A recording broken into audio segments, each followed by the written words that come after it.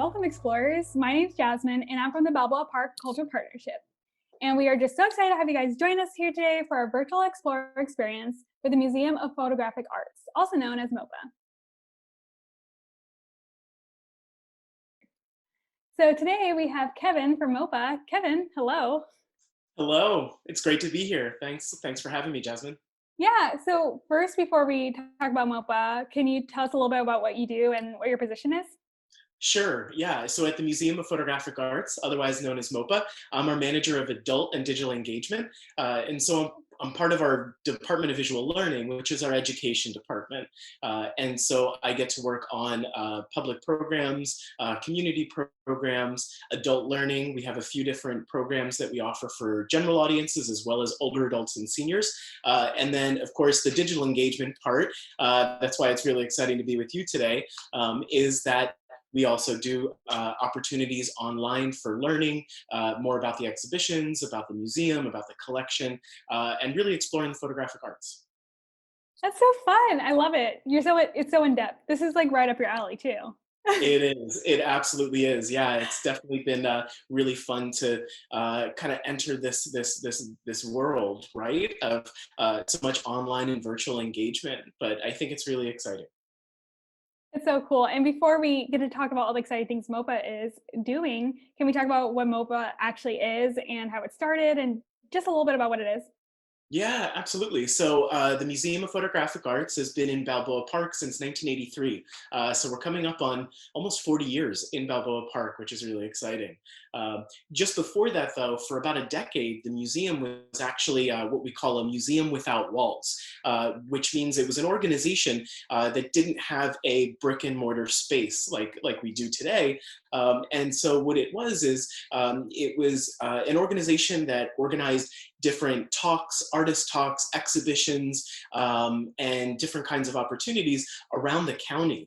So it kind of traveled to all these different venues to be able to put on those shows and those talks. And then it was in 1983 where we got to move into the space that we're currently in now. It was a lot different back then.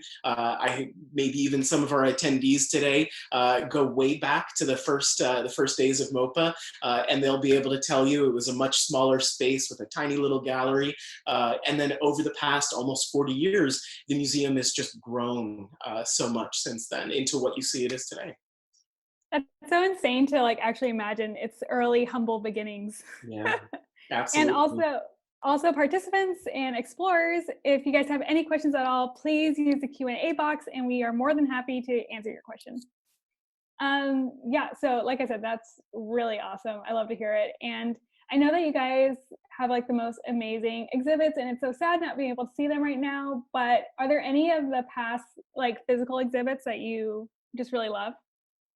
Yeah, so I've been at the museum now for a little over 7 years, and there's been so many fantastic exhibitions. And the museum hosts a couple different kinds of exhibitions. We'll host ones that originate from somewhere else, and we host them at the museum. So kind of like the traveling exhibitions, or they're done in partnership with another curator or another organization, and it's kind of a team effort. And then there are ones that they're MOPA original exhibitions. So they're based on our collection, or they're based on a big idea or a broad theme that we're exploring in the exhibition. And so it'll pull in works from the permanent collection, loans from different institutions. I, I've had so many favorites. I think every exhibition that we have at the museum, I say, oh, this is my new favorite. And it's been I'm seven sure it years of feels doing like this. that. It's like Yeah, they're all like your absolutely. little babies. You can't, it's really hard to pick a favorite. And they're all so unique. I think that's really the wonderful thing about the photographic arts is that photography means a lot of different things to a lot of people. And so there's the way we use it, there's the way that artists use it now versus how they've used it in the past, how technology has changed, the cameras, the equipment, the processes. So literally every single exhibition is so unique in the kinds of things that it looks at. Some of my favorites have have been the ones that are California Invitational. So it looks at contemporary photographers who are living and working and making work either about California, or they're from California, or currently living in the state.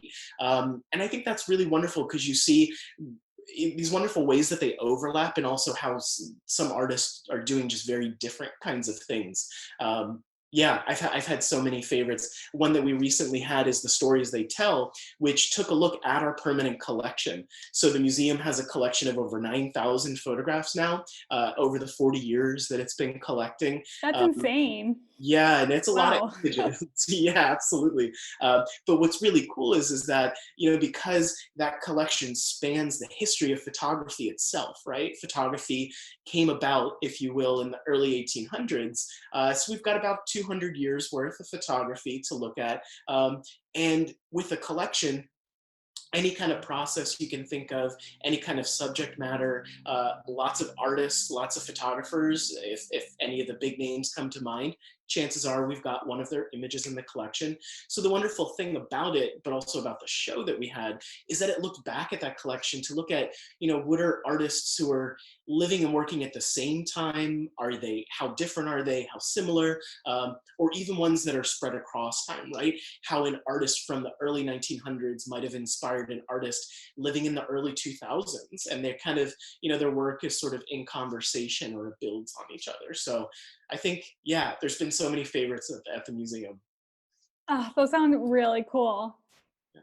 And I also know you guys have done virtual like experiences and exhibitions in the past, even before all this like craziness went down too. Mhm. Um, yeah, you want to talk about that a little bit more too?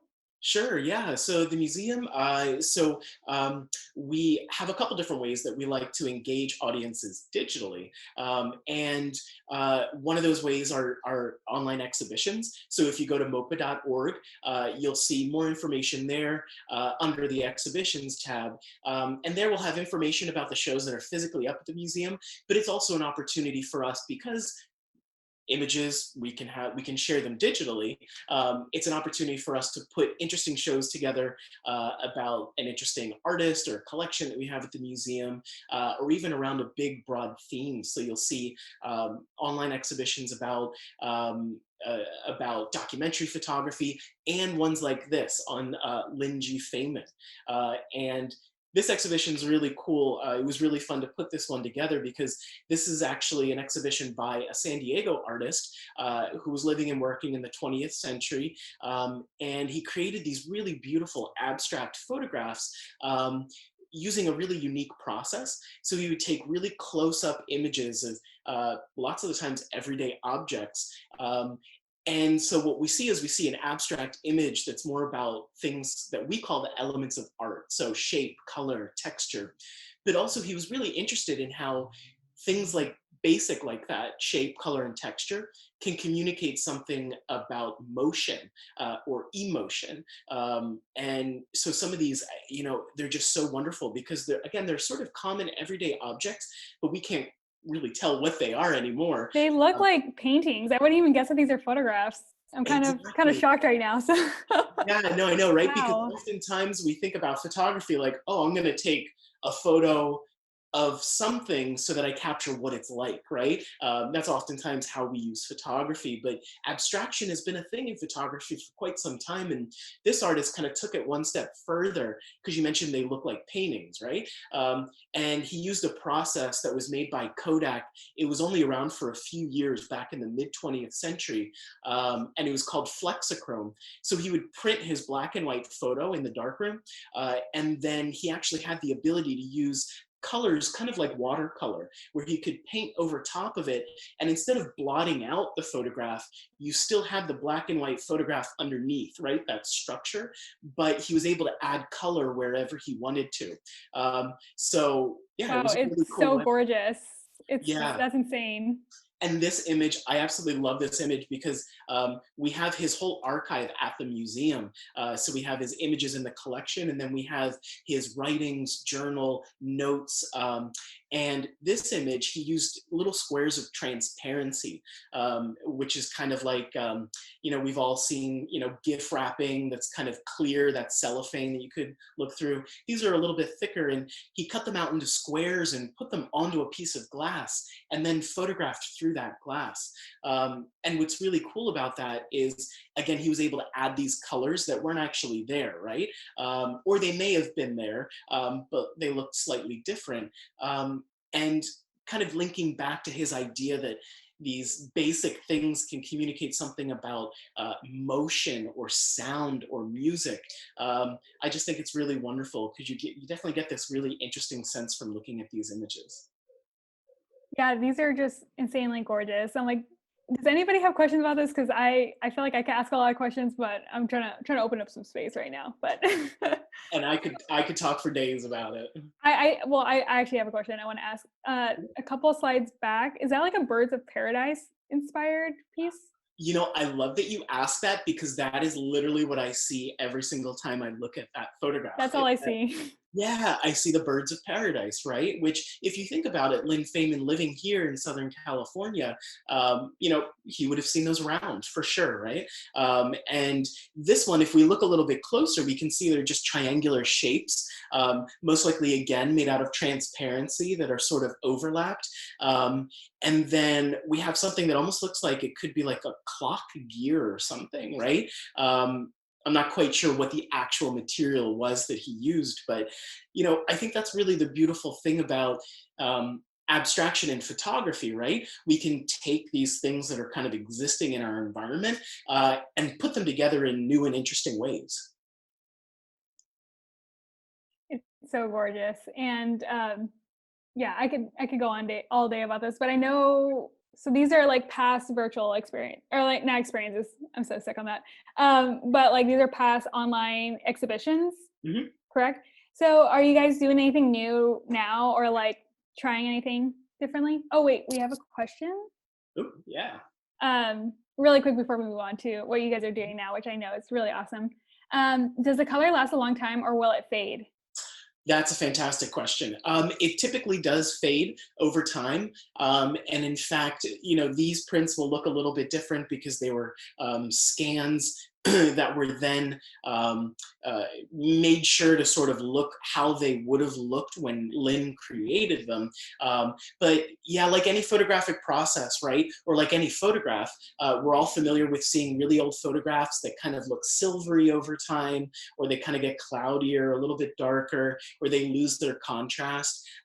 So these images, unfortunately, they will fade over time. But again, luckily, they were made using a process by Kodak. So Kodak still did work, they did a good job making sure it wouldn't fade in a decade. And so, yeah, there's a little bit of fading, but that's to be expected with photographs. And that's why we have a collection that we take care of and we preserve at the museum. That's why we're excited to have his work as part of the museum's collection, is because, we get to be stewards of that, right? We get to take care of it as best as possible to make sure it lasts for as long as possible. I love the work you guys are doing. It's awesome. It's It's so fun. needed. It's really fun. It really is. Yeah. So like what I was asking before too is just these are all amazing. I can just imagine you guys are doing really awesome stuff right now. Can you share a little bit about that?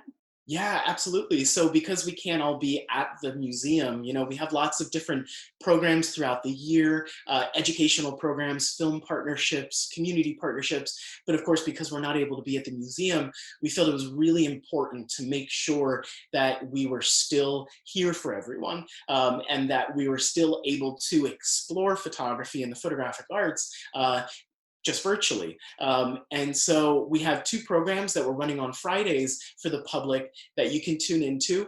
There's a program in the morning called MOPA in Focus, and you'll see the info there on the screen. That was our listing from last week, where we took a look at camera obscuras and pinhole photography.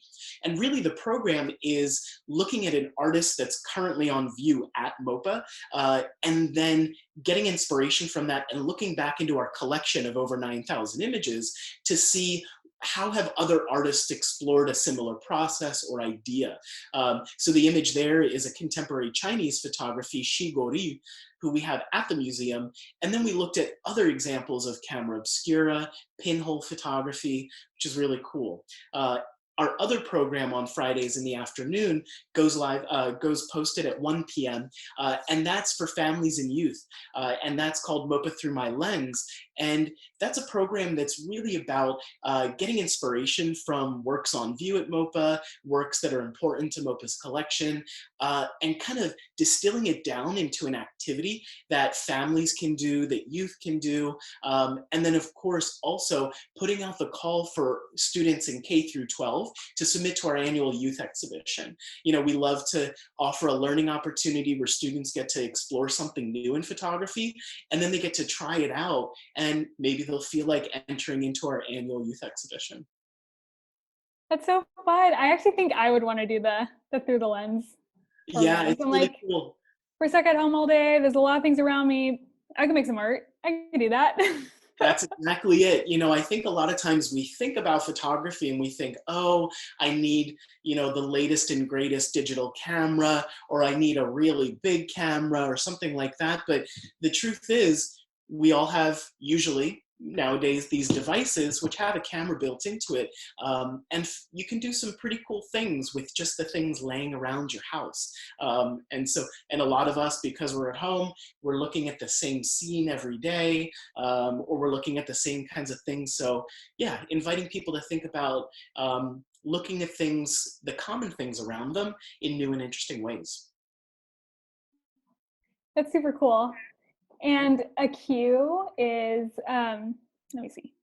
A cue is, what is the craziest thing that you've used for art? What is the craziest thing I've used for art? Oh gosh, that's a great question. Wow. I guess if I'm understanding the question, it's what's the craziest thing I've used to make a piece of art or an artwork, and I would probably say random things thrown on a flatbed scanner. And this is something that other photographic artists have done before, and we even have examples of it in our collection. There's an artist named Harold Feinstein who we have in our collection. We don't have an example right here, but if you check it out online, and you can lay things on a flatbed scanner, and if you put like a cloth over top of it, usually it has a lid that we close down and we scan a flat document.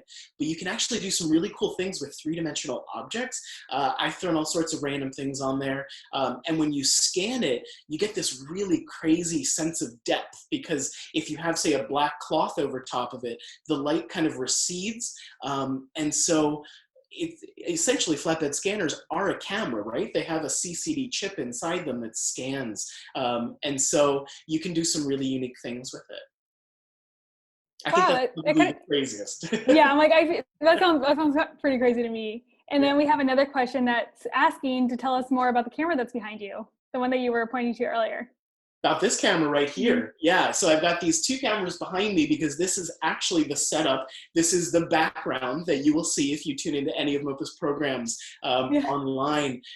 So of course I had to break out the cameras to make sure it was on point, on brand, if you On will. brand, yeah. Yeah, absolutely. But this is a really fun camera. This is called a field camera, and it takes a 5x7 negative. Let me see if kind of pick it up here. And of course, it's got that super classic look to it, right? And you've got the accordion bellows and everything. And it's got quite a large lens on it. And then on the back here, this is actually where you would go ahead and you would focus your image. So this is what we call in photography ground glass. So the image is projected through the camera and it's kind of focused on the back here. And then when you're ready to take your photograph, you switch this plate out. These hinges come off and you put a special film holder that has a piece of film in it. And that's how you take your camera. But this kind of camera is the kind that you would see with those photographers who get under the dark cloth, right? To be able to take the photograph. We've all seen that in, popular culture, cartoons and stuff like that. And you have to do that because the image on the back of that screen is actually kind of dim, because you think about the amount of light that's coming into the camera. So it's better if you get underneath a cloth, suddenly you see the image that your camera is focused on, and you can fine tune the focusing and the composition before you put your piece of film in it. So. That's so wild. And then another question with that is, it's so crazy to think about how we can capture images on film. Do you think people in the past were afraid of this technology? Oh, that's a great question. I think it depends. I think, there's certainly the idea out there that, in the early days of photography or in certain cultures, people felt that, the camera or a photograph could steal your soul or something like that, right?